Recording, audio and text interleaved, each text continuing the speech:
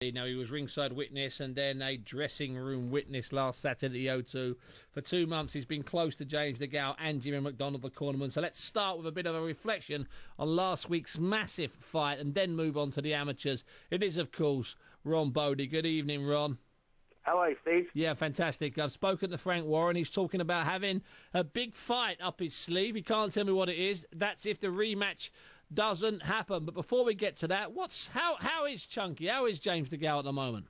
Well, he's in Marbella at the moment, okay. and we spoke yesterday, and he was dead keen to come on the show. But it's been like raising the dead today to try and get hold of anyone out there. I don't know whether there's interference with the mobile lines or something, but from yesterday, you know, a couple of contacts, no luck at all today, I'm afraid. But he's desperate to get back in the ring, I'm assuming. Oh, it's absolutely keen as mustard, Steve. I mean, you know, he was straight away afterwards talking. One thing I must say, I must say that George Grove's behaviour before the bout, during the bout, and after the bout was impeccable. Yeah, absolutely, you know, his behaviour, and I must say that, I must get that point over. Do you think when Chunky does come back, Ron, not that he did it on this show, but he did it on other radio stations, which I was quite, you know, upset with, and he did it sometimes to the press that should know better, and he did it often on Sky, and I don't care if they should know better, they should, but they invariably don't.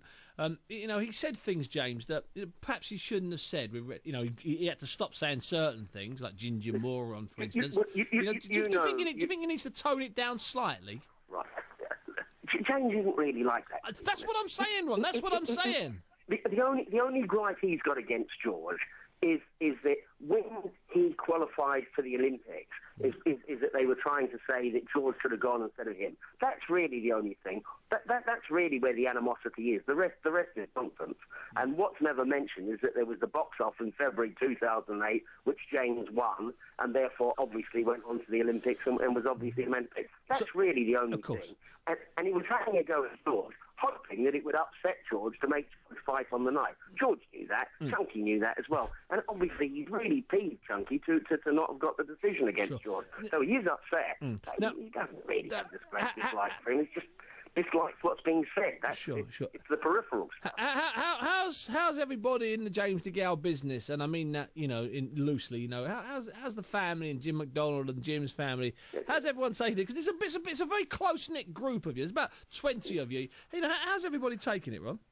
Well, to be honest, I mean, it's a real annoyance to George, but nobody dislikes George.